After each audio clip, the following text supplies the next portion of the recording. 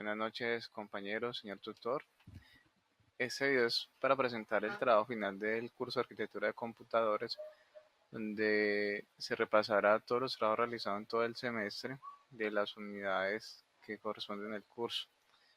Vamos a ver el concepto de máquina secuencial del programa almacenado de la arquitectura de computador de von Neumann, relación a los tres aspectos básicos como programa almacenado, máquina secuencial e implementación. Entonces esto se hizo a través de un mapa mental donde demuestra las ventajas y las características de la arquitectura. Pues aquí se los voy a presentar. No sé,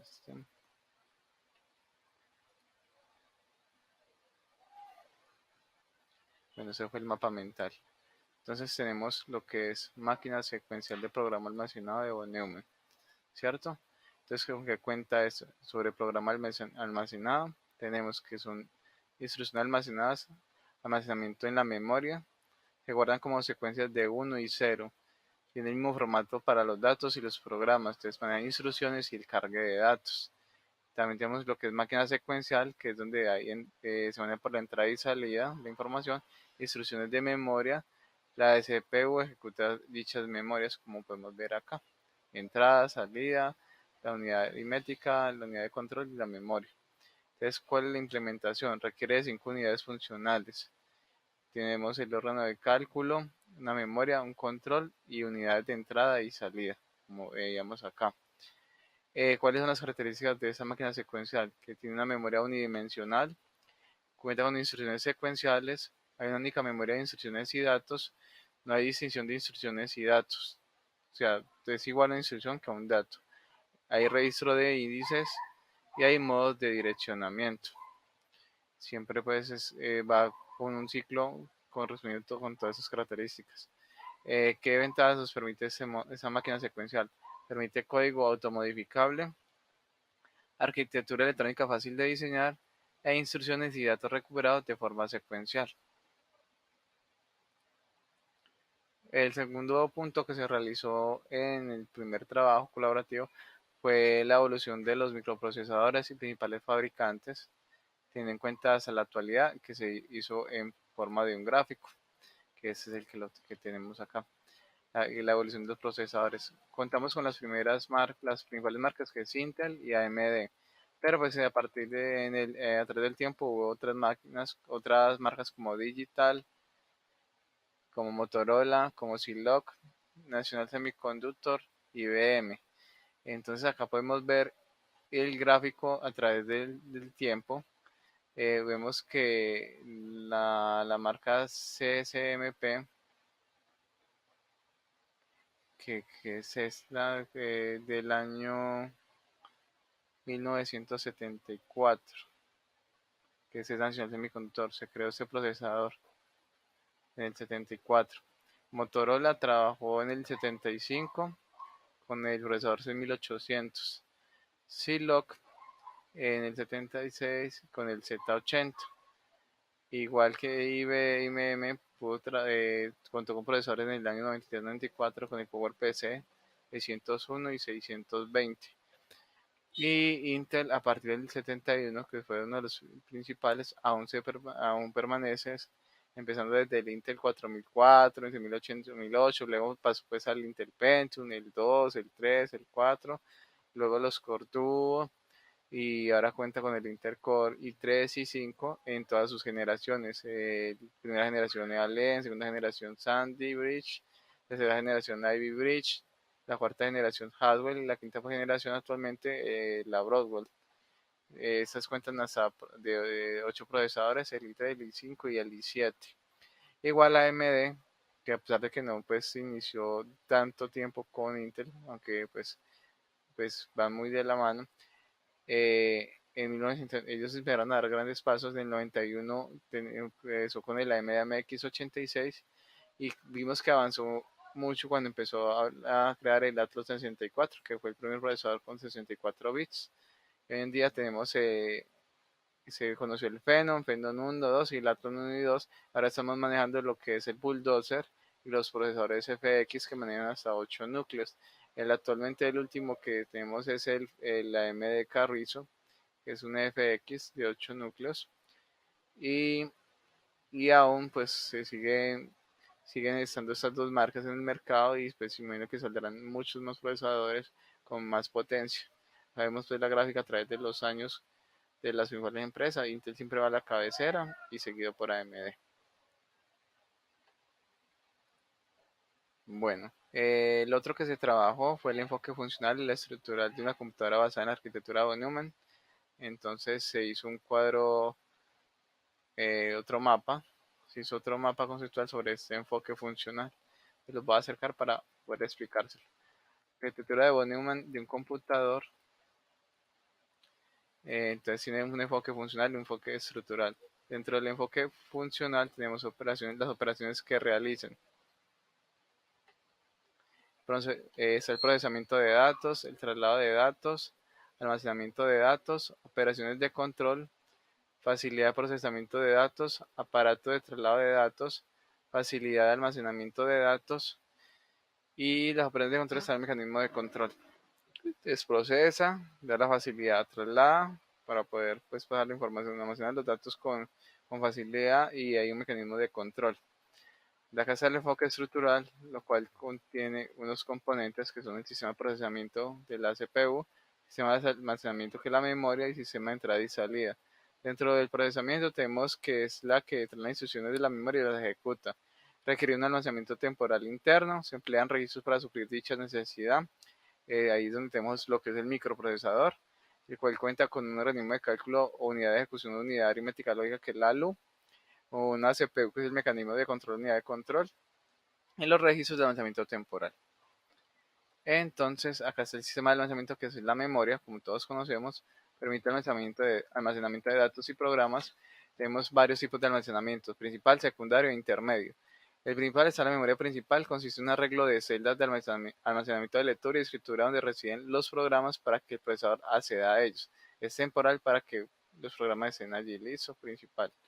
La memoria volátil, una vez que se complete la ejecución, se apaga el equipo, todo se borra. Esto se ahorra siempre que apaga el equipo. El almacenamiento básico, que es el del secundario, es permanente y almacena datos y programas durante largo tiempo en forma de archivos. Eso es lo que son el disco duro como tal, simplemente en tecnologías magnéticos como discos. ¿Sí? El intermedio están los cachés, que permite acelerar el acceso a programas y datos durante la ejecución. Y tenemos los últimos sistemas de entrada y salida. La interfaz es la computadora, todo lo que está por fuera de la computadora, y permite obtener los datos, programas desde el exterior hacia el interior. Entrega luego resultados que son procesados, o una copia de parte del lanzamiento secundario. Uso de periféricos, que son dispositivos de entrada y salida, como conocemos. Entrada como es el teclado, el mouse; de salida como es el monitor, las impresoras. Entonces pues acá está lo que, en resumen, lo que es el enfoque funcional y estructural. Bueno, de acá pasamos lo que fue el segundo trabajo colaborativo, que se hablaba sobre el sistema numérico, sus conversiones en el sistema binario, el decimal, el hexadecimal. De aquí se los voy a presentar. Entonces se hizo también un mapa, se hizo un mapa sobre este tema. Fue algo largo, complejo. Entonces vamos a explicarlo brevemente. Tenemos los sistemas numéricos. Entre esos sistemas numéricos está el sistema decimal, el sistema binario, el sistema hexadecimal. Ya tenemos unas conversiones, que son los primeros que trabajamos. Entonces el decimal es el que incrementa con base al 10 y a las potencias. Tenemos que los números del 0 al 9. Decimales son las potencias negativas de los decimales de 10, y un separador decimal entre la parte entera y la parte fraccionaria, para poder hacer lo que es las partes negativas. Entonces, entre el sistema binario son los que representan solo con dos cifras, que es el 0 y el 1. Entonces, existen unas operaciones matemáticas para el sistema binario. Entonces, tenemos la adición, que es la suma normal de dos bits. Existen combinaciones. Entonces, 0 más 0 es igual a 0. Acá están entonces las que hay. 0 más 1 es igual a 1, y 1 más 0 es igual a 1. 1 más 1 es igual a 10. Siempre va a ser así. Acá hay un ejemplo de lo que es la suma. Aquí dejo la primera parte del video. Para la primera parte ya se la agrego. Continuando con el video, estamos hablando de los sistemas, del sistema binario. Las operaciones vimos que era cuál era la suma, la sustracción. De las restas básicas son 0 menos 0, 1 menos 0 y 1 menos 1. Entonces podemos ver que 0 menos 0 es igual a 1. 1 menos 0 va a ser 1. 1 menos 1 es igual a 0 y 0 menos 1 es 1. Es una resta, supuestamente es una resta imposible, ¿no? En binario porque no hay números negativos. Entonces no puede ser así. Entonces sería 1 menos 0 o 1 menos 1. Hacemos el ejemplo de la resta. Lo que puede restar, lo que da, está como se cumple acá. Entonces 1 menos 0, 1. 0 menos 1, 1. 0 más 0, 1. Pues aquí está. Listo, entonces lo que es el producto de la multiplicación, los factores de la multiplicación solo pueden ser ceros o unos, el producto solo puede ser 0 o 1. 0 por 0 es 0, 0 por 1 es 0, 1 por 0 es 0 y 1 por 1 es 1. 1 por 1 es multiplicar 1. El ejemplo, la división no son posibles en el consciente tras cifras que unos y ceros. Entonces acá está lo de ejemplo. Solo son posibles conscientes tras cifras que sean unos y ceros. Divisiones entre estos números y va siempre a dar unos o ceros. Hay unas operaciones lógicas que es AND o es que sí, OR o, es OR y NOT. Entonces AND es aquella operación que es verdad cuando los dos operandos son verdad. Es decir, 0 y 0 es igual a 0, 0 y 1 es igual a 1, 1 y 0 es igual a 0, 1 y 1 es igual a 0. Con lo que es OR es aquella operación que en verdad cuando alguno de los operandos es verdad. Entonces 0 o 0 es igual a 0, 0 o 1 es igual a 1, 0 o 0 es igual a 1 y 1 o 1 es igual a 1. X o R es aquella operación que de verdad cuando exclusivamente uno de los operandos es verdad. Entonces 0 SOR a 0 es igual a 0, 0 SOR 1 es igual a 1, 1 SOR 0 es igual a 1, 1 SOR 1 es igual a 0. El NOT es cuando el operando solo operando en el cual cambian, o sea, la operación con un solo operando en el cual cambian el 0 por el 1 y el 1 por el 0. Entonces cambia al revés, 0, 1, 1, 0 porque no es. Tenemos el sistema hexadecimal, que es un sistema de numeración posicional que tiene como base el 16. Su uso actual está muy vinculado a la informática y las ciencias de computación. Entonces, ¿qué lo hace el sistema decimal? Igual que hexadecimal, igual que el decimal, me da del 0 al 9. Pero los restantes números, los otros 6, van a ser letras, de la A a la F. ¿Listo? Porque no llegamos hasta el 16, sino que a F, porque necesitamos un solo dígito. Entonces vamos a explicar más o menos las conversiones que hay en esos sistemas. Entonces de decimal a binario se dice que se divide el número decimal entre 2. El resultado entero se vuelve a dividir en 2 y así hasta que el dividendo sea menor que el divisor 2, es decir, que sea 1. Entonces aquí está el ejemplo. 131 viene a ser en sistema binario 1, 0, 0, 0, 0, 0, 11. El binario decimal, que es el contrario, inicia por el lado derecho del número binario y cada dígito multiplicarlo por 2 elevado a la potencia consecutiva. Es como podemos ver acá. Cada dígito multiplicado por 2 a la potencia consecutiva. Antes 4, 5, elevado a la 4, 3, a 0. Entonces acá y al último se suman y da el resultado del número decimal binario, que es 53. De decimal a hexadecimal se divide el número de entre 16 hasta que no podamos dividir más. La parte decimal se multiplica por 16, se toma el residuo de cada división y se reemplaza según el sistema decimal. Se cambia de abajo hacia arriba según el resultado de la división.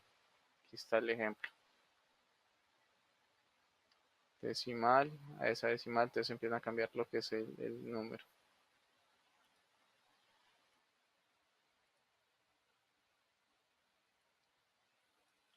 Bueno, continuamos. Vimos cómo sería el cambio de decimal a esa decimal. Ahora vamos a ver de esa decimal a decimal. Dice que se expresa cada dígito de esa decimal en números decimales según el valor que corresponda, de 0 a 16. Luego se multiplica cada número por 16 según su posición y por último sumar todo. Es muy parecido al cambio de binario a decimal. Entonces sería, por ejemplo, acá está. Ese es el segundo método, es el método si esa decimal, la decimal, listo. Ejemplo del número 2 a 3b sería 2, 10, 3 y 11. Entonces acá está cómo se haría el proceso. 2 a 3b es igual a 2 por 16 al cubo más 16 al cuadrado más 3 por 16 sobre 1 más 11x, que es el b del 11, por 16 elevado a la 0. Entonces nos da 11 más 48 más 2560 más 8192. Se suma todo y da 10.811, que viene a ser el número decimal que antes era 2 a 3b. Bueno, ahora de binario de hexadecimal. Para este caso es necesario dividir el binario en grupos de 4, empezando de derecha a izquierda. Luego cada grupo lo pasas a su forma decimal y si la cifra es mayor a 9, hace que se hace la equivalencia, que A es igual a 10, B es igual a 11, C igual a 12, D a 13, E a 14 y F a 15. Entonces estaría lo que es del 0 al F, entonces sería del 0 al 15. Finalmente simplemente se concatena las cifras en ese orden, o sea, no es suma, sino que cada resultado se va uniendo por un dígito. Entonces hacemos 1111, entonces dice es igual a 15, 1101 igual a 13, entonces acá tenemos todo como va dando, listo, que sería f de 16. La hexadecimal a binario. La codificación de cada valor hexadecimal a su representación binaria. Un valor hexadecimal está constituido por un número de 0 a 9 o una letra de A a F. Cada valor hexadecimal se puede convertir en un valor binario consistente de 4 números o solo pueden ser 0 o 1. Entonces es al contrario, ¿no? Convertir el valor hexadecimal 3F a binario. El proceso consiste en convertir cada valor hexadecimal a su equivalente binario. 3 de 16 equivale a 0, 0, 11, 2 F de 16 equivale a 1, 1, 1, 1, 2, 3 F de 16 equivale, entonces acá quedó todo a binario. 0, 0, 1, 1, 1, 1, 1, 1, 2. Y esto es como todo lo que tenemos que ver de los sistemas numéricos, sus conversiones y los métodos para hacerlo. Continuando con los puntos de los trabajos realizados en el curso de arquitectura, encontramos lo que son los registros de un procesador 8086. Eso se hizo a partir de un gráfico, el gráfico que lo va a presentar aquí en este momento, de cómo se manejaba. Acá está un poco borroso, pero bueno, ya voy a explicar. Entonces, los registros de segmentos venían por áreas de 64 kilobytes dentro del espacio de direcciones de 1 megabyte del 8086. Tenemos los segmentos de código, segmentos de datos, el segmento de pila, el segmento extra. Entonces pasaba por el registro IP,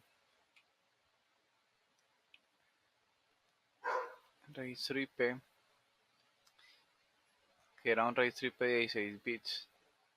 Y está acá lo que es el registro de banderas. OF, DF, IF, TF, CF, ZF, AF, PF, CF.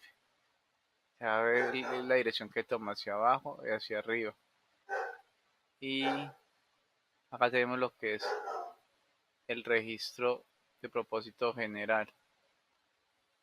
Es AH, AL. Espera que yo por acá lo tengo con mejor calidad.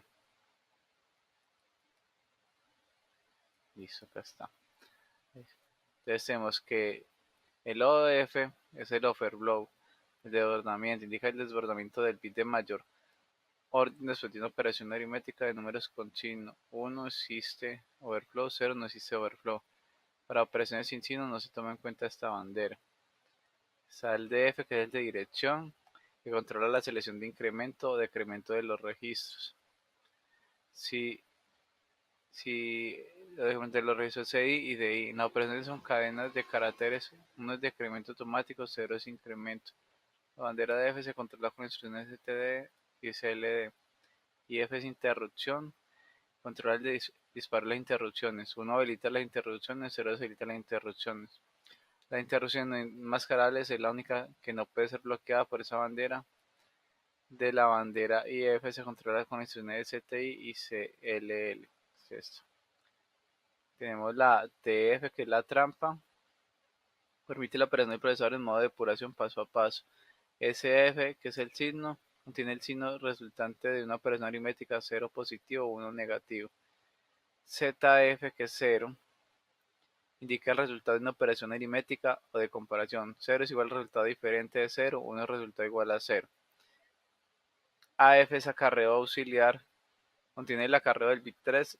Esta bandera se prueba con instrucciones de AA y de AS para ajustar el valor de AL después de una suma o resta.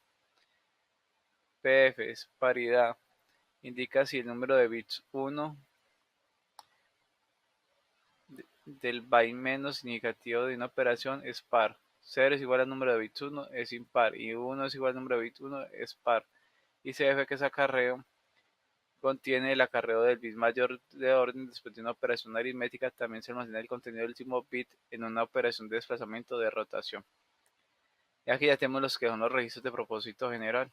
AH, AL, que son los acumuladores.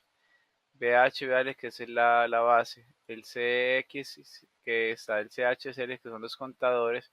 Y DH y DL, que son los datos. Tenemos en cuenta que los que tienen H son de alto y los que tienen L son de bajo. Acumulador bajo, acumulador alto, base baja, base alta, contador bajo, contador alto, datos bajos, datos altos. Tenemos el registro de apuntadores, que son apuntadores de pilas de 16 bits. Y este es el apuntador de base de 16 bits, que es BP y SP. Los registros de índice, tenemos el registro índice fuente de 16 bits, SI, y de ahí el registro índice de destino 16 bits. Así es como se manejan todos los registros del procesador 8086. Y fue el último gráfico que se trabajó en las unidades del curso de arquitectura de computadores. Por último, tenemos el progreso y los avances de la tecnología de los semiconductores en relación a los microprocesadores tipo CISC y RISC. Para eso se hizo un cuadro de comparación, cuadro comparativo de los progresos y avances de estas tecnologías de semiconductores en los procesadores. Entonces, en la arquitectura sí tenemos que es un conjunto con computadoras con un conjunto de instrucciones complejo. En el RISC es son computadoras con un conjunto de instrucciones reducido, es complejo y es reducido. La arquitectura CIS tiene una mejor capacidad de procesamiento, pero su estructura de hardware es más compleja. Y la arquitectura RISC tiene tecnologías de semiconductores comparables y igual frecuencia de reloj. Un procesador RISC típico tiene una capacidad de procesamiento de 2 a 4 veces mayor que la unidad de un CIS. Es un poco más completo, ¿no? Los microprocesadores SID tienen un conjunto de instrucciones que se caracteriza por ser muy amplio y de permitir operaciones complejas entre operandos situados en la memoria de los registros internos, en contraposición a la arquitectura RISC. Introducciones de tamaños fijos y presentados en un reducido número de formatos RISC. SID es más potente que el RISC. Los sistemas SID de alto rendimiento implementan un sistema que convierte dichas instrucciones complejas en varias instrucciones simples del RISC, llamadas generalmente microinstrucciones. Y acá en el RISC solo son las instrucciones de carga y almacenamiento solo las instrucciones de carga y almacenamiento en la memoria de datos, solo estas. En el CISC, para realizar una sola instrucción de un cheat sí requiere de 4 a 10 ciclos. Y en el RISC el cheat típicamente tendría menos transitores dedicados a la lógica principal y permite al diseñador flexibilidad considerable. El CISC reduce la dificultad de crear compiladores, permite reducir el costo total del sistema, reduce los costos de creación de software, mejora la compatibilidad del código y facilita la depuración de los errores.